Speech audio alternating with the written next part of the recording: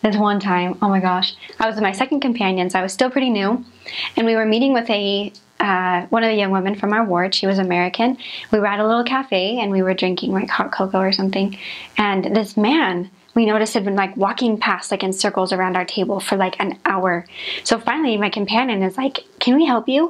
And he takes his car keys out and he points them straight at her name tag, like really close up in her face. And he's like, "What do you do? Like, who are you? What is that badge?" And she explained it and stuff, and she was a little bit like, I don't know. And me, I'm like, "Yeah, like we'll meet with you. Like, that's so awesome. Here's our number." Because I'm just excited. And so we make up an appointment to meet with him the next day. And she's like, "Sister Gilmore, I feel a bit uneasy about this." And I'm just like, "Sister Winters, like you're just always worried. Like, let's just do it. Like, just stop." So we meet with him the next day. We brought the elders with us just to be careful. And they came and they're like, "You guys are fine. You guys are outside. Like, nothing's wrong." So we start talking to this man. We're at a cafe. He buys us hot chocolate and like a little cookie or something. And like we're talking about what we do and we're explaining the restoration. And pretty much he's just like, "I actually don't have any interest in like learning about what you have to say because like I don't believe in God or whatever. But I just thought you guys were two pretty young women and I wanted to take you out to lunch." And he's like 60. And I'm like, this isn't okay. So then he starts telling me how beautiful he thinks I am and like how nice my clothes are. Then he starts bagging on my companion about how he doesn't like what she's wearing, and like it was just so awful, and I'm not understanding everything. So my companion is like angry, of course, like, "How dare you?"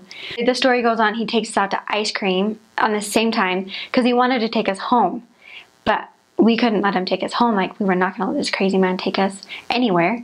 So we like went out to ice cream with him, hoping that that would satisfy him and that he would just leave us. So we ended up spending 60 euros on our ice cream. And the whole time he's like trying to feed me his ice cream, and like it was so, there's like more to the story, but I don't want to like terrify anyone. He wanted to buy me new shoes, a whole new wardrobe.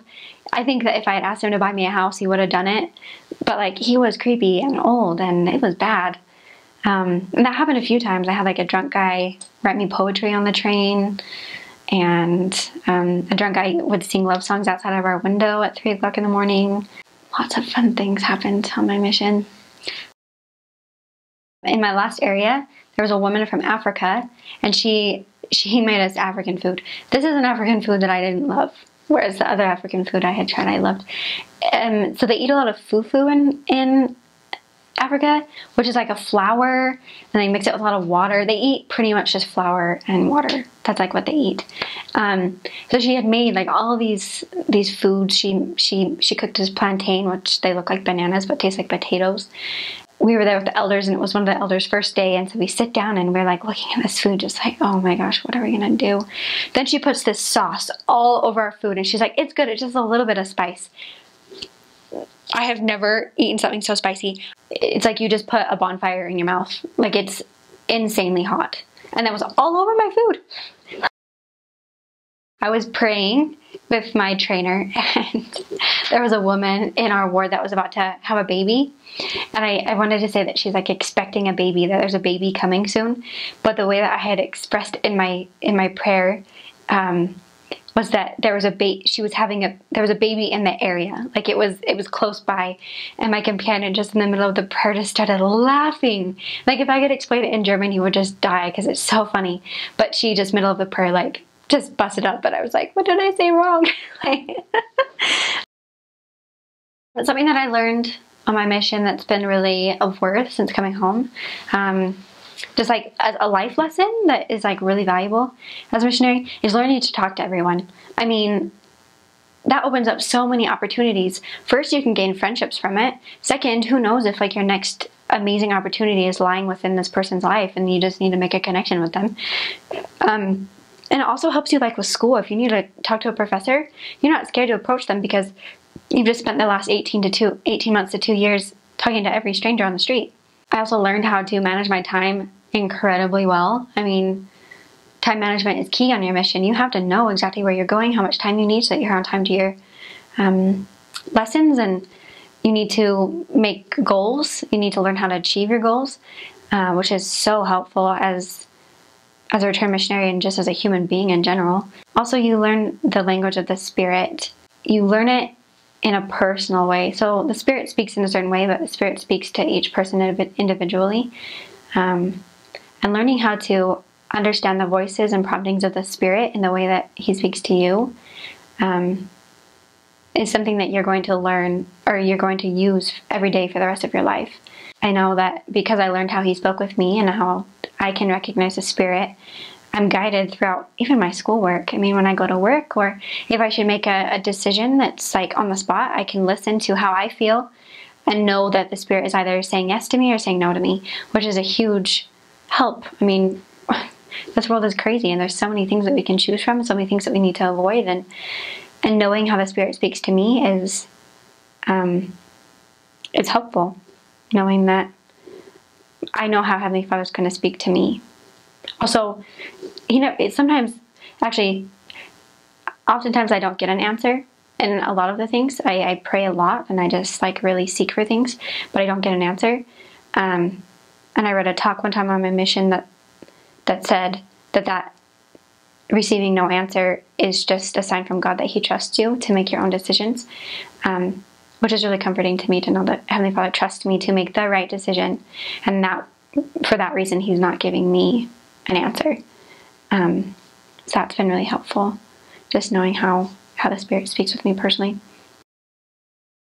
Missionaries are awesome and they're amazing, but they can also be the most judgmental people that you're ever going to meet, because you have certain numbers that you're supposed to meet. There's a certain way that you're supposed to teach. There's certain things that are expected of you. And I often felt that if I wasn't doing it a certain way, that I was being judged for it. And that reflected in my numbers every week.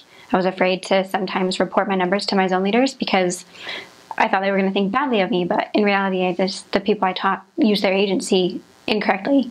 Not incorrectly, they just didn't use it the way that I had hoped they would.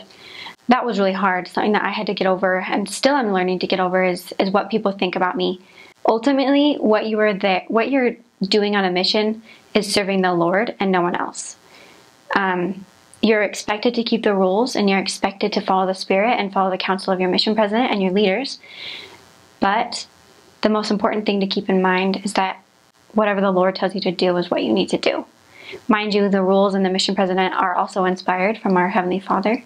That's a really hard thing as a missionary. You just want to be your best. You just want to make your Heavenly Father proud. You want to make your leaders proud. You want to make your parents proud. You want to feel good about yourself. And so listening to other people is sometimes really hard. But ultimately, listen to the Spirit and listen to, our Heavenly Father and what He tells you. And sometimes when you feel alone, because there will be times on your mission where you feel alone, where no one knows you at all, because you've just been transferred to a new area, or in my case, a new country, and literally no one knows me. You have to learn to rely on your Heavenly Father. You have to learn to rely on the atonement of Jesus Christ. And you have to learn what endure to the end means.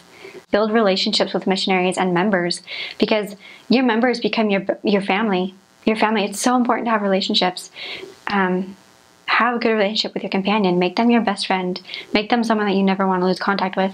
I had the opportunity of having amazing companions. I'm good friends with all of them still. And I talk to them all like every day. Not all of them, but at least one of them every day.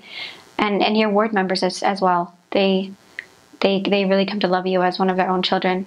And that can be really helpful, especially if you're feeling lonely or misunderstood, to just go into a family's house and feel loved. Not necessarily share with them your troubles or your worries, but just going in there and knowing that they're loving you for who you are and accepting you for who you are.